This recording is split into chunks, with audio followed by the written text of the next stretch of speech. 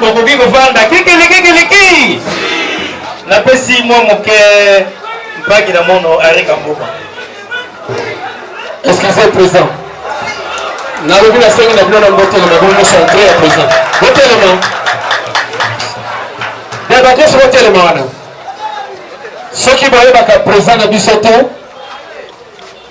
Président national AU Yewana Monsieur Placide Tabumbu président Nabiso à la pause ya à la pause ya Mabui Tabui Kinzanzane Eremelungange tout le dikulu Bouleva na président Nabiso Papa Yambi. Merci. Merci.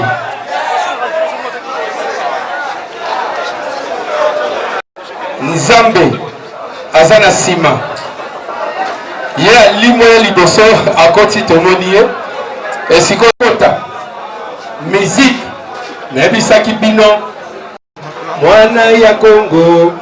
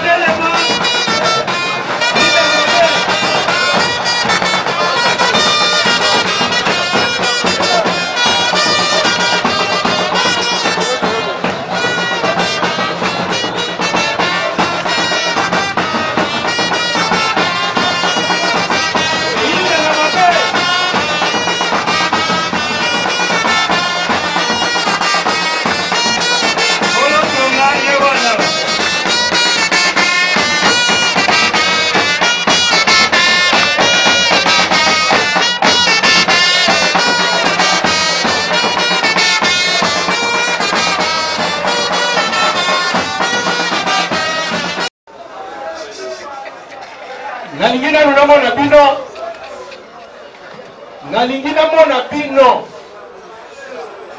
esoki bino bolingaka nanu baatali oyo ambaye nanu bolo papa Yambi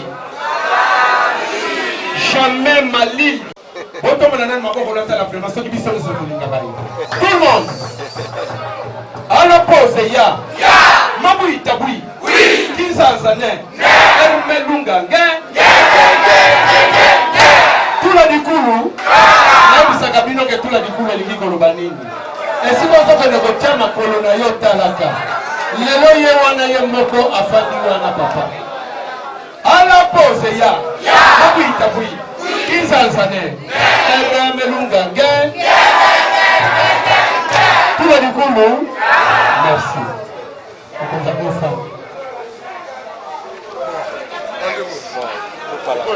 S'il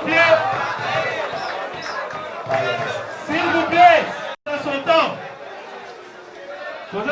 Tobanda na hymne national. Yango tukosenga biso nyonso pona lokumu ya Kongo mboka na biso nzembo ya lokumu mboka hymne national. Soki hymne national esili totikali kotelema pona losambo.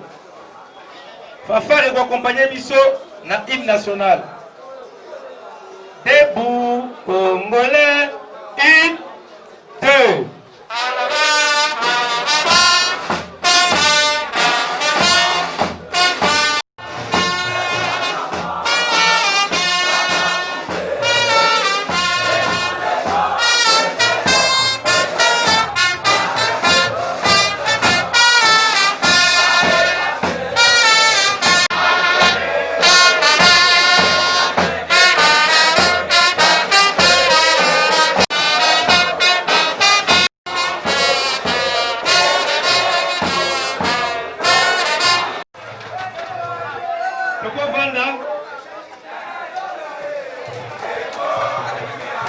S'il vous plaît, programme de pousser. Modeste Bahati Lukwebo, AFDC, autorité morale, il y a AFDC, président national, il y a AFDC allié, peu autorité morale, il y a AFDC allié. Biso, Banano Kinshasa, il y a fédération, il y a Tchangu, il y a Lukunga, il y a Funa, na ya Muamba, tusepeli makasi na boyei na yo awa na siège fédéral ya parti na yo AFDC Muamba. Tu as vu qu'activité est à portée ya ville Mobimba parce que bande kwa association oyo bazali awa bazali kaka ya Muamba te. Bauti bisika na bisika. Mais lokola ndako oyo eza ya biso yango sengaki en tant que papa olobi na koyamba bandeko baninga bana na ngai na siège ya fédération ya Muamba. Yango biso ba fédéraux ba gouverneur na yo ville ya Kinshasa biso to sangani to tondi yo botondi pona koya na yo na esika oyo kokutana na bandeko oyo basali o babengi na français bon choix ya kokutana na AFDC ina sima ya AFDC bazwa nzela ya AFDC ya lié tondi o botondi pe botondi na bamikonzi nyonso bazali awa président national intérimaire na biso Placide Mutabunga oyo toza kobenga vraiment na yebite pour ba vitesse pas nango mais moi te benga TGV c'est pas ça le cola TGV bon maintenant bobo makasi pour ni penza que parti na biso tambola malamu boende zalaka mokonzi mingi na base kolendi sabana na ye tu dis que tozala pe na Tchangu tozala Lukunga tozala Funa kaka pona ba adhésion massive pour association eleki ebele ko eza ko senga ko adhérer ba comité na biso pe eza restructurer redynamiser ba communaux asika bana posa ko mona yo ko lemba biso te soki toza na posa na yo sala kaka boyi cap 2023 kalate yango to souhaiter bino on a ba fédération à Kinshasa bienvenue na ba mikonzi na biso nyonso ba secrétaires nationaux ba membres directoire ba mikonzi ya regroupement AFDC allié le lenge to moni rapporteur azali na ba mususu bazana nzela ba bengi biso na komba ba branche na biso spécialisée ligue des jeunes ligue des femmes en tout cas parti na biso ezan zeta mbila bazokata ezokola maboko makasi pour la bino moko. C'était notre manière en tant que fédéraux de souhaiter la bienvenue à notre autorité morale, la bienvenue aux associations qui ont accepté bien que la porte de l'AFDC soit ouverte, comme elle est ouverte aujourd'hui. La bienvenue à nos secrétaires nationaux. Et sincèrement, nous sommes très édifiés par votre présence.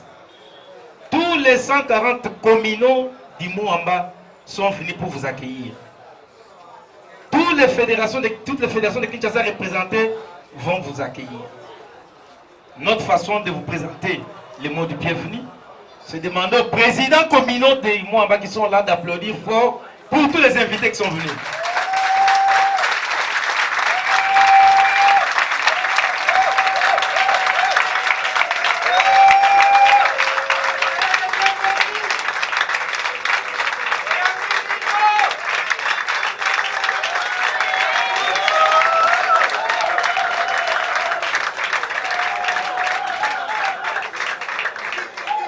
Merci beaucoup.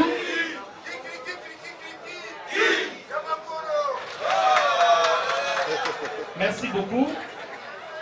Après ces mots de bienvenue, nous allons directement remettre la parole au président national pour la suite du programme.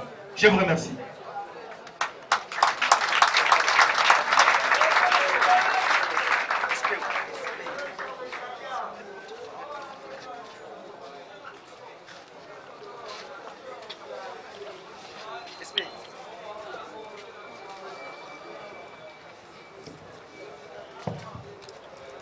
AFDC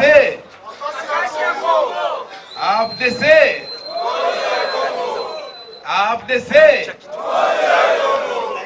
AFDC.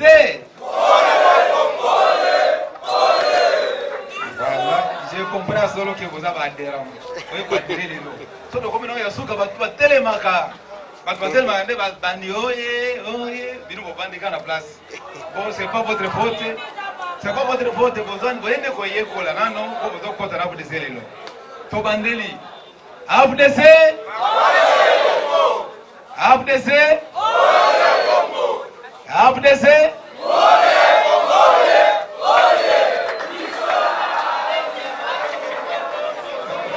Solo tozana bato ba ekwadere. So bosaki nenge tosaka nena mona ke baina ba tricher, baina ba twasi akala. Nena mona ko wachasika na komisi bino mingi. Merci beaucoup. Pour reprendre. AFDC. AFDC. AFDC. AFDC. AFDC.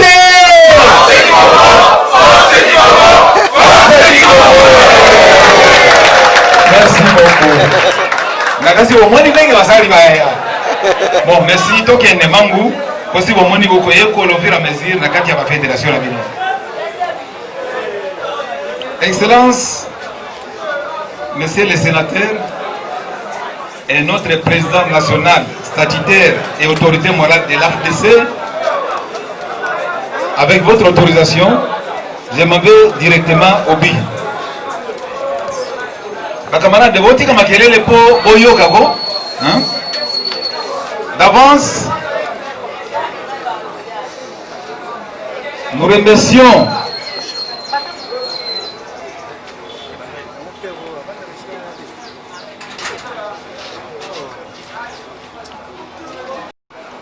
mais avant que j'entre dans les vifs du dossier, avec l'autorisation de l'AM, je m'en vais d'abord pour vous présenter que l'autorité morale, notre président national, statutaire du parti, ne vit pas seul. Avec sa permission, je vais commencer par demander aux présidents nationaux des partis de notre regroupement qui sont venus nous accompagner ici de se mettre debout pour que vous puissiez les acclamer. Monsieur le président, camarades des présidents nationaux qui sont sur place. Il y a, voilà. Il y en a beaucoup. Merci beaucoup, monsieur. Et moi, vous se demandez, Awa Neza Nini, les alliés. Comme maintenant, vous considérez que vous êtes encore en première année maternelle, si vous voyez dans la classe, les alliés. C'est-à-dire que, AFDC comme parti politique, et si vous voyez au côté, les alliés n'ont pas AFDC A. Alliés n'ont pas comme plateforme monnaie, où ils allaient pour le moment plus ou moins 29 partis politiques. Tout ce qu'on a réunion à Milulu, yango na kanisi mukuzi moko akoloba tawa opesa bino mwa lomoke akoyesa bino esika tokutaki yango toye na mwa retard moke. Mais au moins c'était important que boye bango que on ne vient pas c'est pas que de négliger bino, non, on ne vous a pas négligé, mais il y avait une grande réunion à conférence des présidents. Là je réserve ça à la compétence de notre autorité morale. Na sengi pe ba député na biso na ba sénateur o bazali awa représentation ezali ba telema ba betela biso mabo ba bina bino mabo.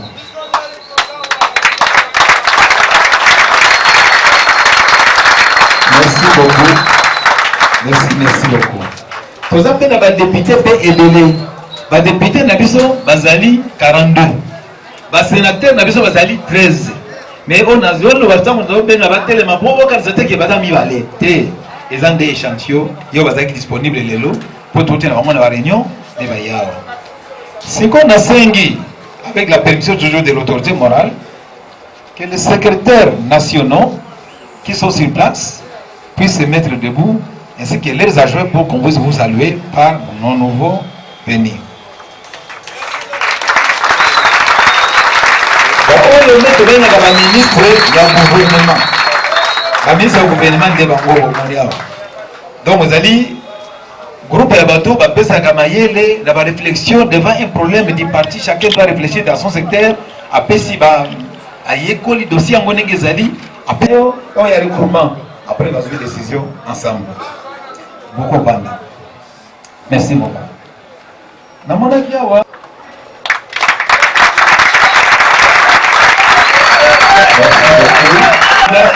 Le président fédéral ya Tchanga. Tobenga kaye camarade Zéphirin. Voilà, et ça le plan de Ao. Là, le Moukouzé Abisso a aimé alors toute prochaines adhésions et prochainement, ça sera la chambre. Là, j'informe déjà le président, vous préparez en conséquence. Et ça, là, outil d'Emba, les alliés, la France, l'Angleterre, la Wapi, on y met en pour activité, parce qu'il y a la vie, vous voyez, c'est l'école maternelle. Il faut aller au ballon, soit la pauvre, la madame. Pour ceux qui sont en France, on a pas été. Le qu'est-ce qu'on a décidé de indiquer l'adresse au compte de la pays. Merci beaucoup. Président fédéral, comme ça, ah, il y a des mots qui sont moi en bas.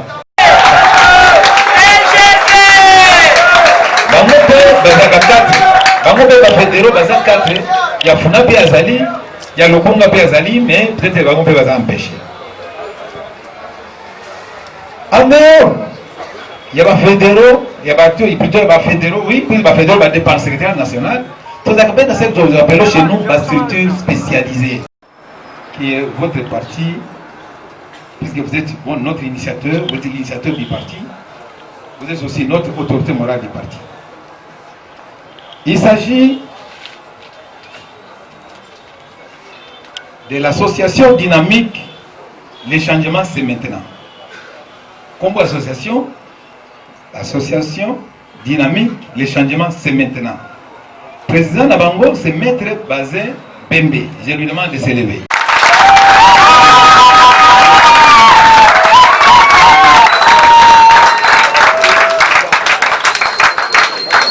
Nakobenga, association Moroboko. Vice-président Naye, 5 membres du comité Naye, Oya Ponaki, Boya Bolanda, Boya Awa. Allez-y, vite. Dans les choses comme ça, on part vite. On va le mouvement de la bas, bien à Liboso, Bakiti à Liboso, pour que nous puissions aller très vite.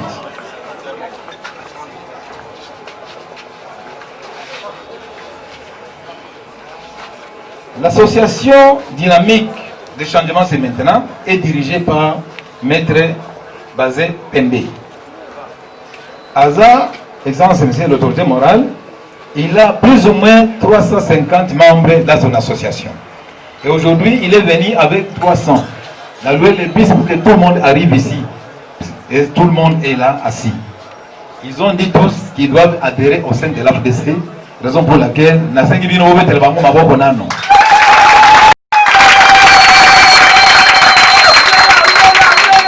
alors, je m'en vais directement parce que comme ces jeunes en Gaza, je cherche à vous.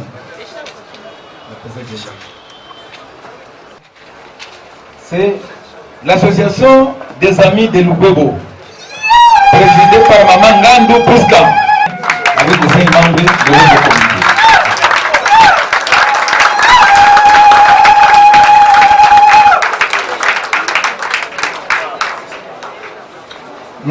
encore l'association Fondation Junior Loboko, en abrégé FJL, présidée par Christian Barangue, avec les 5 membres.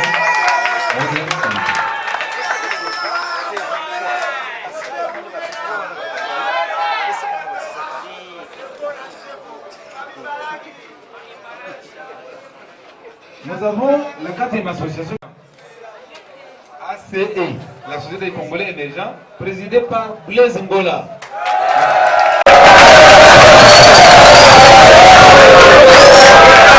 Blaise Ngola nous a amené aussi 350 personnes et nous a dit qu'il y en a 500. Mais étant donné de l'avancement et puis de la précipitation, il y a 300. Merci beaucoup, merci. Vite à l'action.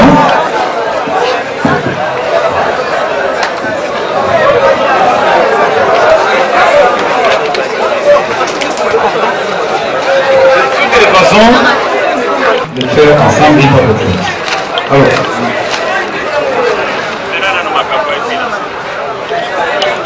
Alors, ici, les écharpes que vous voyez, ça fait partie de nos signes de visibilité. Le président, les cas de président est là. Alors, merci beaucoup.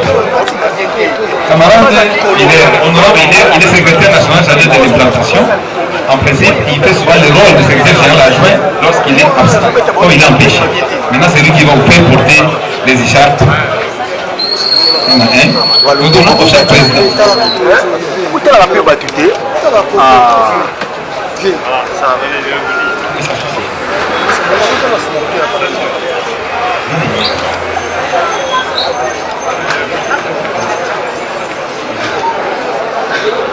Voilà, les écharpes que vous portez, ça fait partie de nos signes de visibilité. Donc, est-ce que nous avons... Oui,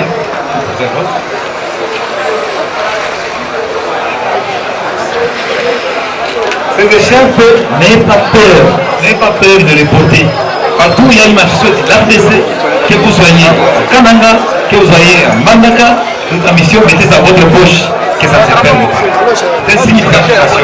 Même quand vous passez en cours de route, vous allez voir quelqu'un vous appeler, il dit ah, vous êtes de l'APC, moi je suis de l'APC. Pour nous qui voyageons souvent, on ne laisse jamais ça. Et nous n'avons pas honte de le faire. Et puis nous qui sommes de là.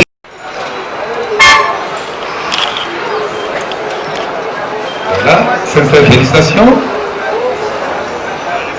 Aboko. Mettez en Boko.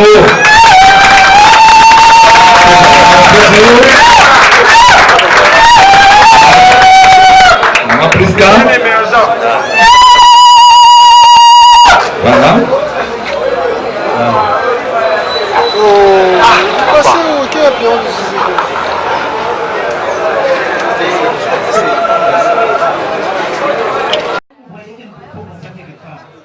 Si la route, vous avez soif, il y a longtemps, mais comme je fais cette rapport, j'imagine, je pense que vous verrez là. Ça vous permet d'entrer et de laisser vous faire dessus. Alors, comme tu as déjà mon compte, vous voyez que tu as géré dans mon Dieu. Dans ma vie, tu as vu ça. Vous avez un règlement intérieur.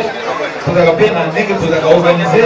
Les documents, comment nous sommes organisés, comment nous fonctionnons plutôt. Raison pour laquelle nous avons éliminé le document.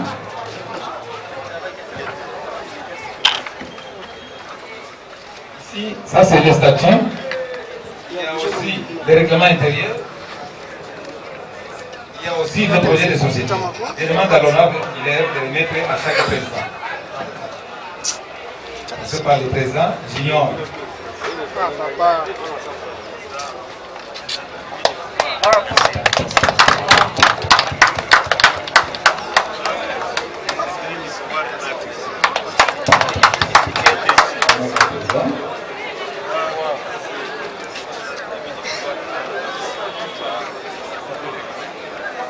Maintenant, ici vous avez la documentation nécessaire. Il peut expliquer que nous sommes dans le ABC d'acharger des salles sans 50 noms. Pour que nous retenions le numéro, matin, il y a aussi beaucoup de gens qui ont fait des séminaires d'atelier, qui ont fait des délégations, qui ont fait oui, ma soeur, la Niango, tout ça, c'est ce qu'on appelle restriction à la base. Et encore, toujours, Blaise.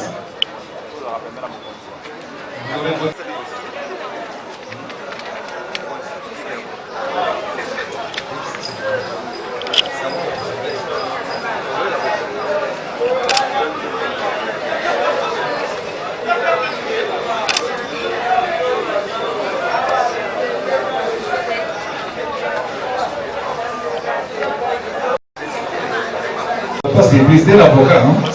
Il cherche à dire au voir si c'est le pas.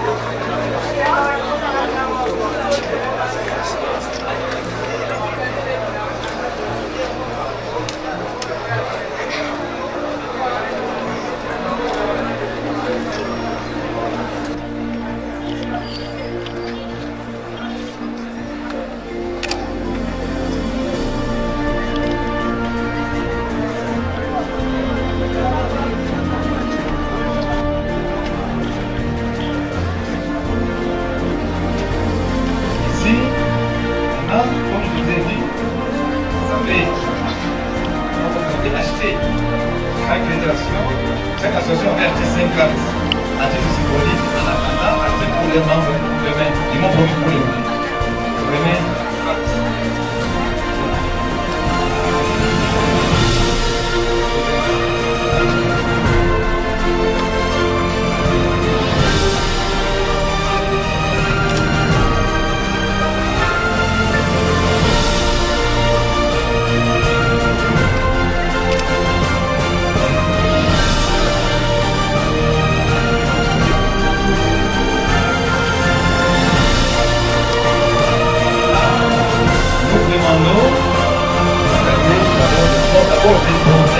pour montrer en base et vous avez des activités.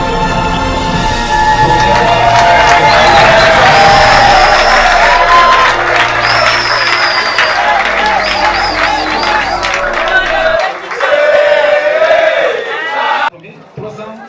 360. Vous combien? 300. Vous combien? 300 aussi. Vous êtes combien? 350 aussi. Voilà. Merci beaucoup.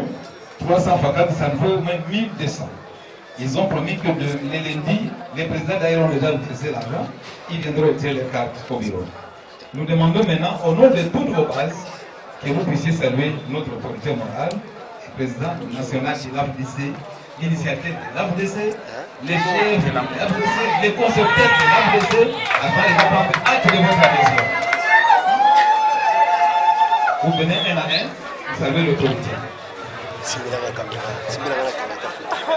Nous simba tepeli. Na bomi bale.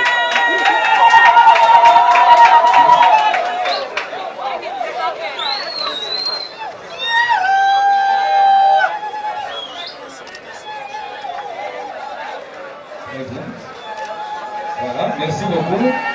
Les 4 présidents ont salué le projet moral au nom de vous. Mettez les mamans dans vos corps.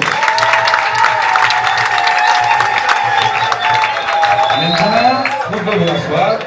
Vous devenez maintenant nos camarades du parti.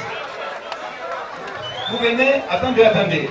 Prenez maintenant une photo de famille avec l'autorité morale parce que... Merci beaucoup, merci. Je pense que ça va déjà.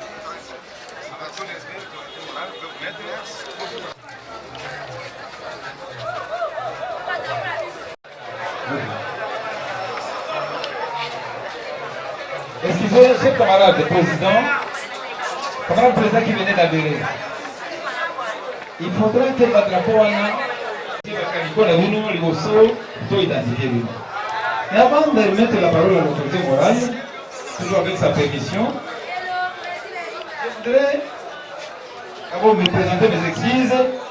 Pourquoi? Parce que j'ai oublié de présenter un grand de notre regroupement politique c'est celui que nous appelons chez nous rapporteur général du parti. Au moment de la télévision, à la déclaration, à nous défendre la FDC allié partout, professeur Rémi Moussongaï. Avec toutes mes excuses, il est là.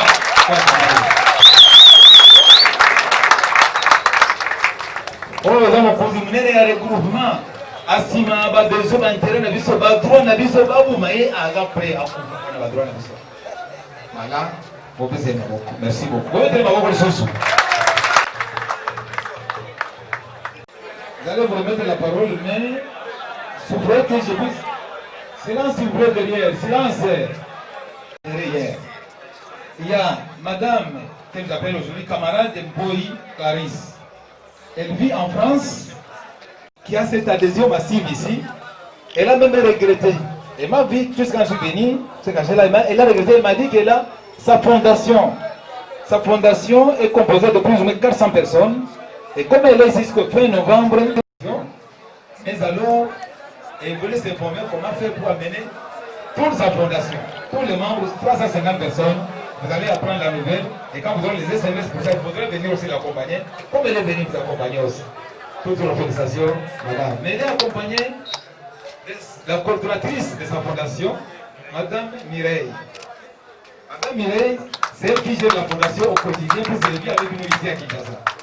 Lorsqu'elle va partir, c'est elle qui va prendre les contacts nécessaires auprès de l'autorité morale et auprès de nous tous, les autorités du parti.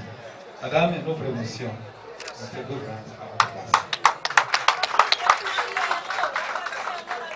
Hier encore, nous avons connu encore une autre grande personnalité qui a adoré, qui est sur place aussi, c'est hier. C'est l'artiste musicien Sampaio. L'artiste musicien Sampaio, il y a des musiciens qui ont été la ligne au commun.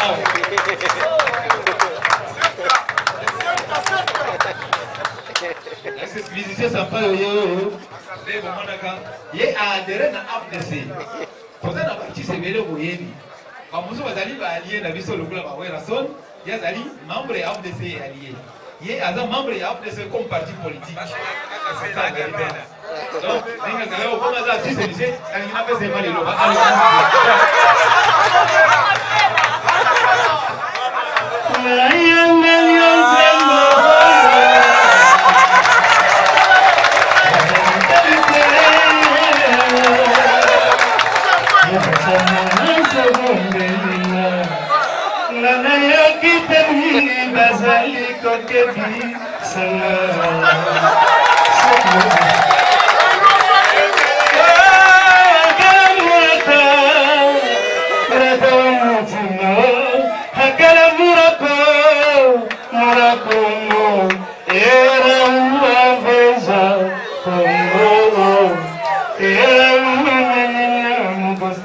faire mal.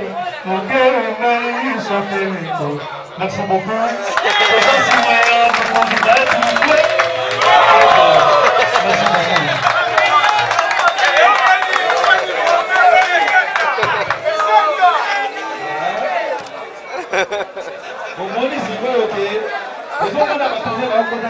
Qui sait qui est du sérieux?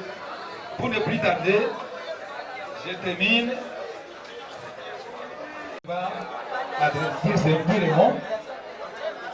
Sénateur Batou Kwebo, autorité morale du regroupement AFDCA référence. C'est un honneur pour nous. C'est un vœu qui se concrétise aujourd'hui de voir un nombre si important concrétiser ce qui était pour eux un rêve, mais qui aujourd'hui est une réalité. Bandeko bino bae ubandaki kokanisa eke oyo ezalaki na mutu na bino et se réaliser mokolo lelo tigete nzambe apambola bino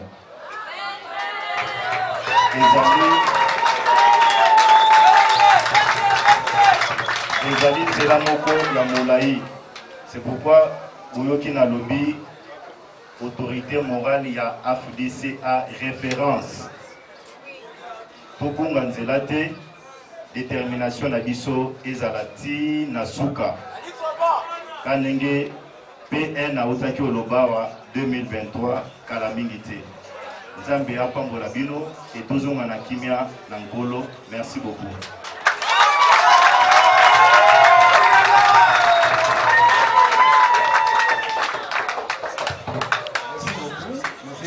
Vous venez, camarade président, vous venez en présent avec tous les faits que nous vous devons.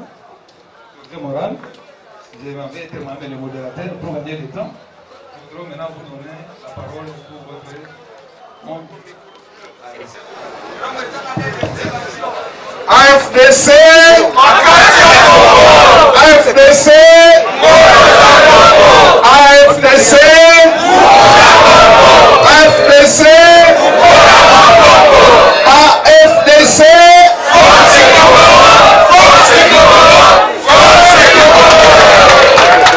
Merci mingi na tondi botondi na ba camarade oyo baye ko rejoindre biso lelo na grand parti politique tobengi AFDC oyo ezali membre ya regroupement politique AFDC et alliés.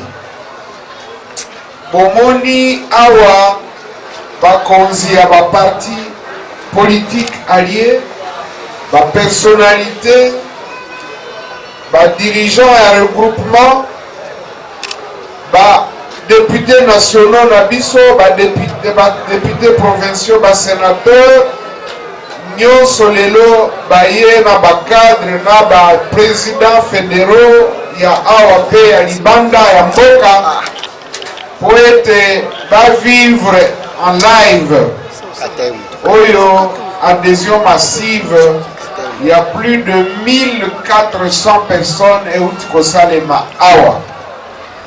Wana pesa kutu échantillon parce que boyoka ki malamu était ba association ba regroupement mususu eza ya plus ya 500 personnes kasi tolobaki ba limité nombre na 350 par association.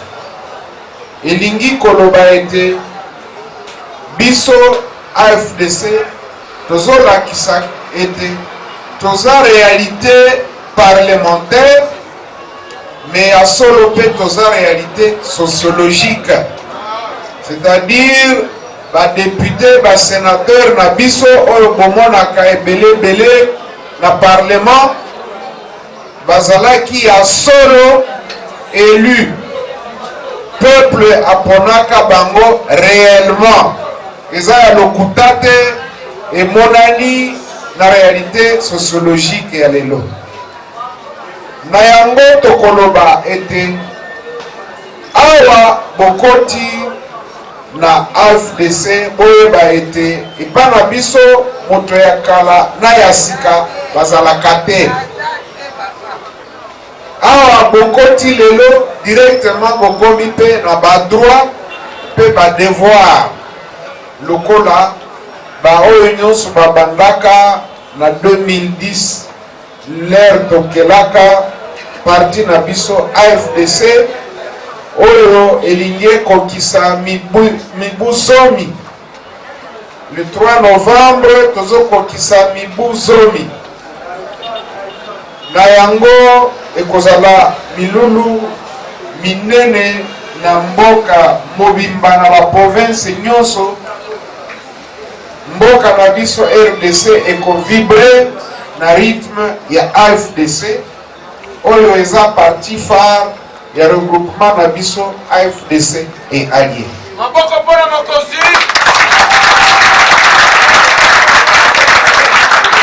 Biso boyeba ete susi na biso makasi eza ya kobunda peuple na biso.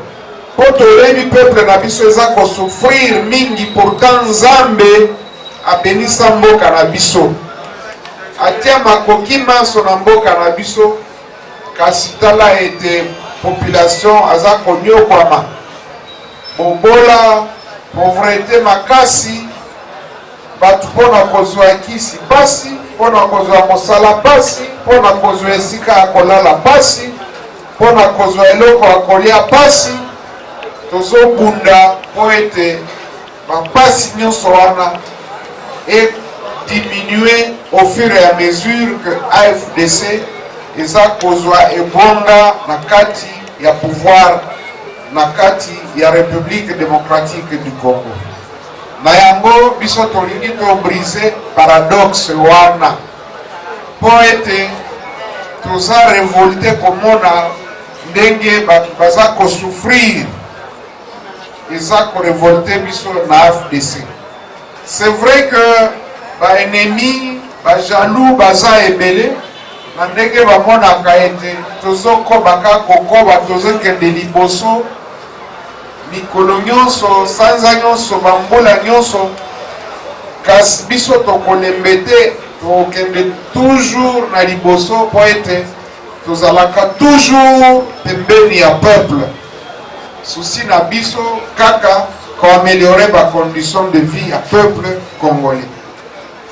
Na yango tokosenga ete à partir ya semaine prochaine po touti kolancer ba nouvelle carte ya membre, mutu na mutu a se procurer carte na ye, parce qu'il faut kozala fier soza na carte ya AFDC. Il faut kozala fier parce que eza parti oyo eza ya lokumu oyo bato nyonso baza korespecte, ezala na kati ya mboka ezala na libanda ya mboka. Na tondi botondi mingi na ba organisation nyonso oyo ekoti na ba personnalité oyo nyonso bakotaki toute la semaine na lelo tolobi ete bo se sentir à l'aise kobanga eloko te boyeba ete biso tozalaka toujours souple na communication. Soki information ezali ou bien souci ezali, il faut bokomela biso tokoréagir immédiatement. Na yango tolobi ete Nzambe ye mokeli ya makambo nyonso, ye mokeli ya mokili, mokeli na biso bato abatela biso, abatela pe ba famille na biso, mutu na mutu azonga na kimia na ndako na ye po ete to se préparer na 2023 ezoya. Kasi boyeba ete 2023 eza compétition monene po mboka na biso eza na plus ya 700 partis politiques. Parti nyonso ezolinga kobenda couverture na ngambo na ye, mais tolakisa ete toza réellement première force na République démocratique du Congo. Na yango moto na moto esika akozala, ozala na école, ozala na entreprise, ozala na église, ozala na zando, ozala na marché, ozala na partout, esika nyonso koleka mutu na mutu aza na mission ya korecruter bamembre mosusu baya kokota na AFDC po ete tozala réellement la grande force du Congo, lokola slogan na biso elobaka AFDC force du Congo. Na yango nalobi ete en tout cas rendez-vous na 2023 ezala véritablement rendez-vous ya peuple na AFDC. Toza na eliki a été cette fois mbala oyo bakoyibela biso, bakoyiba bavoi ya ba élu na biso te po oyo toza nango nde totikalaka nango, me bayiba ebele.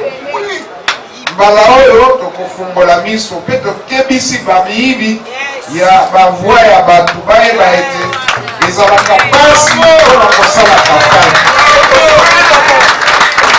Bayango bolakaki tolobi commission électorale il faut ezala réellement indépendante po ete maponami ezala na toute transparence. AFDC AFDC AFDC AFDC AFDC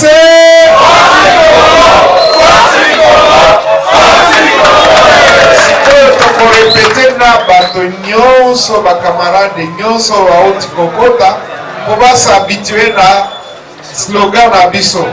Ah, bozolanda. Ah.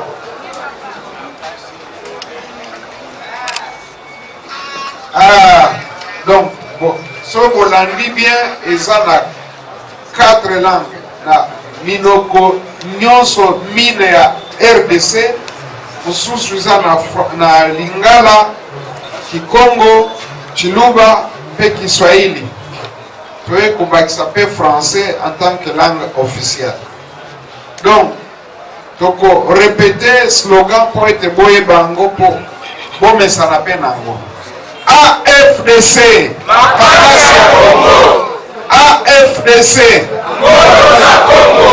AFDC nguvu za Congo. AFDC ukora wa Congo. AFDC force du Congo, force du Congo, force du Congo.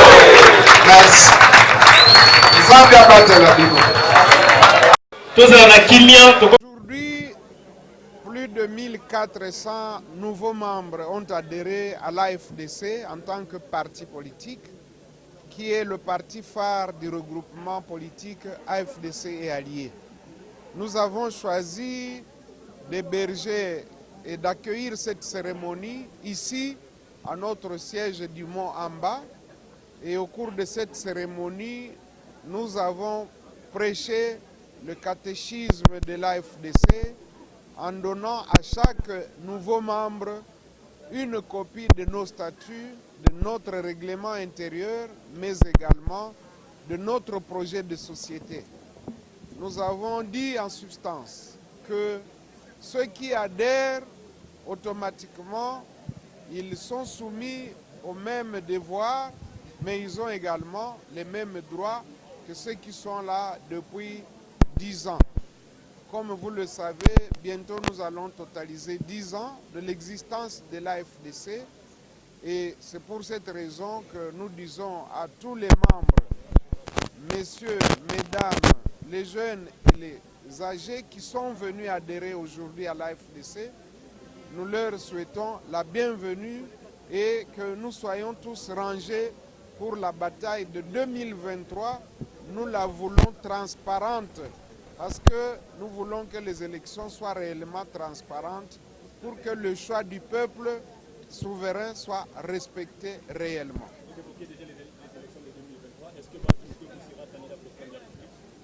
Nous n'avons pas encore décidé de toutes ces questions.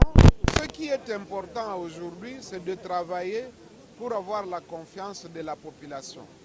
Pour le reste, vous savez que nous sommes un regroupement politique. Pour le moment, nous sommes un regroupement autonome dans la majorité parlementaire.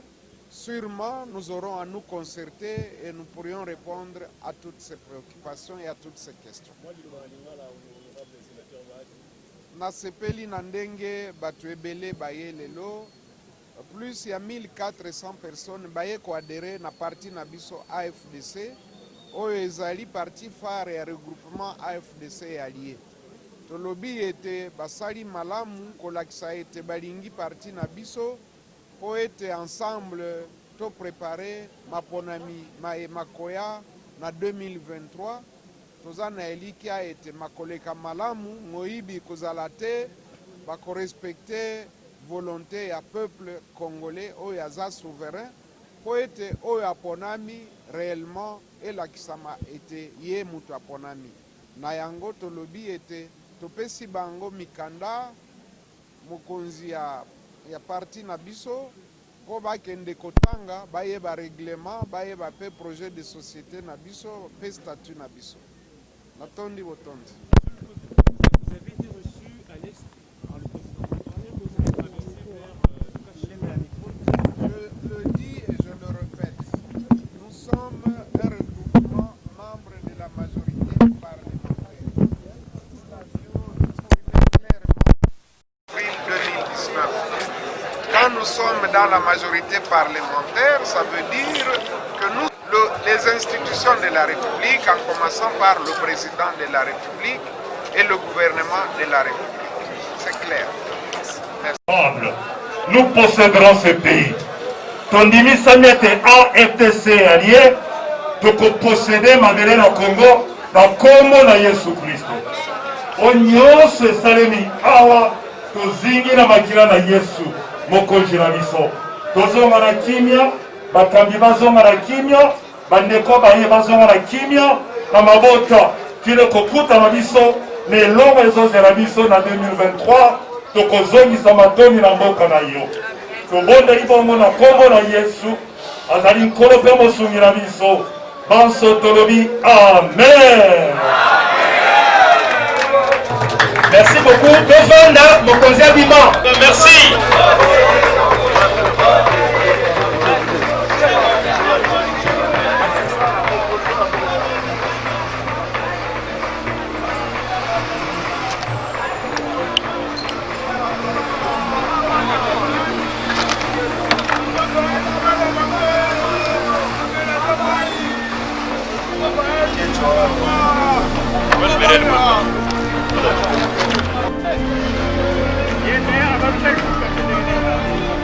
Yes,